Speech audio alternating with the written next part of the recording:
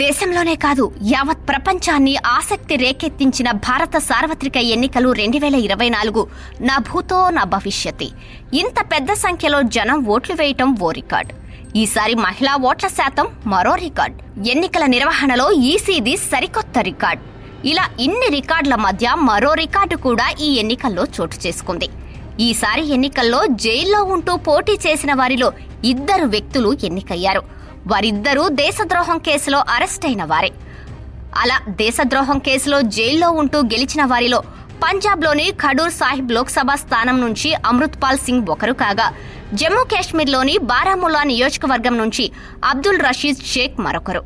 ఈ 2 స్వతంత్ర అభ్యర్థులుగా బరిలోకి దిగి విజయం అందుకున్నారు. ఇందులో అమృత్పాల్ సింగ్ అస్సాంలోని దీబ్రూఘడ్ జైల్లో ఉన్నాడు. ప్రస్తుతం వారిస్ పంజాబీ ది వేర్పాటువాద సంస్థను నడుపుతున్నాడు. దీప్ సిద్ధు మరణం తర్వాత సంస్థను తన కంట్రోల్లోకి తెచ్చుకున్న అమృత్పాల్ సింగ్ భింద్రాన్ వాలే 2.0గా ప్రచారం పొందాడు. 2022లో పంజాబ్లో నిర్వహించిన ఆపరేషన్ తర్వాత అమృత్పాల్ సింగ్ అరెస్టు అయ్యాడు.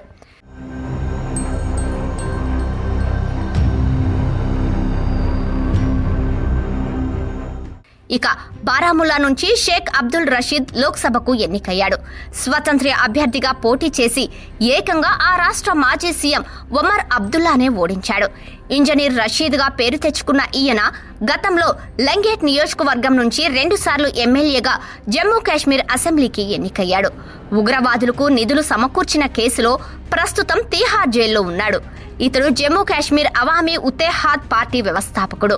2019లో జాతీయ దర్యాప్తు సంస్థ ఎన్ఐఏ అధికారులు అదుపులోకి తీసుకున్నారు. ఉపా చట్టం కింద అరెస్టు కాబడిన గుర్తింపు పొందిన రాజకీయ పార్టీ నాయకుల్లో ఇతడే మొదటివాడు.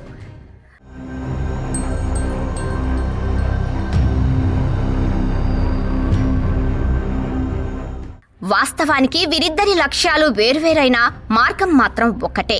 ఈ దేశాన్ని విచ్ఛిన్నం చేయటం ద్వారా స్వరాష్ట్రాలను సొంత దేశాలుగా మార్చటమే. ఉగ్రవాద కార్యకలాపాలతో దేశ భద్రతకు సవాల్ విసురుతూ ఉద్యమం పేరుతో సరికొత్త రక్త చరిత్ర లిఖిస్తున్న వారే. అయితే ఇక్కడ గమనించాల్సిన విషయం ఏంటంటే, గెలిచి చట్టసభల్లోకి అడుగు పెట్టాలనుకున్న వీరిద్దరూ ఈ దేశంపై గాని భారత రాజ్యాంగంపై గాని ఏనాడు విశ్వాసం ప్రకటించలేదు. అయినా రాజ్యాంగం ఇచ్చిన హక్కుతోనే చట్టసభల్లోకి అడుగు పెడతామని ప్రకటించారు కూడా. అసలు పంజాబ్లో ప్రస్తుతం ఏం జరుగుతుందో ఎవ్వరికీ తెలియంది కాదు. అక్కడ ఆమ్ ఆద్మీ పార్టీ విజయం తర్వాత అప్పటి వరకు చాప కింద నీరులా వ్యాపించిన ఖలిస్తానీ ఉద్యమం మళ్లీ విజృంభించింది.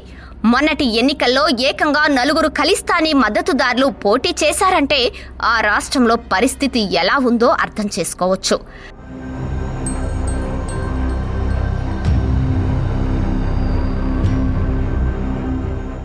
ఖలిస్తానీ ఉద్యమానికి ఆ ప్రభుత్వం పరోక్షంగా మద్దతు ఇవ్వటం బహిరంగ రహస్యమే.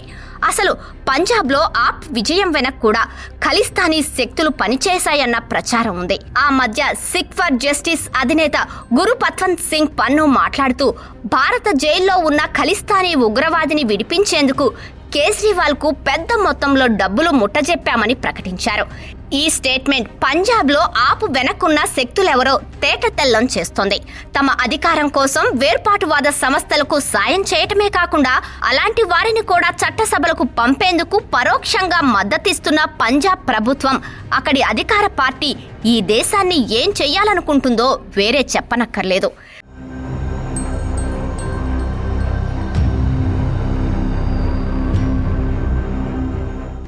ఇటు కశ్మీర్ విషయంలో కాంగ్రెస్ ఆడిన నాటకాలను ఈ దేశం ఎన్నడూ క్షమించదు. దశాబ్దాలుగా ఉగ్రవాదులు పాకిస్తాన్ మద్దతుదారులను పోషిస్తూ కశ్మీర్లో రక్తపాతం సృష్టించేందుకు పరోక్ష కారణంగా మారింది. 75 ఏళ్ల తర్వాత ఇప్పుడిప్పుడే ఆ రాష్ట్రంలో శాంతియుత వాతావరణం నెలకొంటోంది. అయినా ప్రస్తుతం వేర్పాటువాద నాయకులు పార్లమెంట్లోకి ప్రవేశించటం అంటే డేంజర్ బెల్స్ ను మోగిస్తున్నట్లే అనుకోవాలి. ఎందుకంటే వారిని ఎన్నుకోవడం ద్వారా ఆ ఉద్యమాలకు, వారి అతివాద భావజాలానికి ఆమోదం లభించినట్లే అవుతుంది. రానున్న రోజుల్లో అది క్రమంగా బలపడి సాధారణ ప్రజలు కూడా వాటి వైపు ఆకర్షించబడే అవకాశం ఉంది.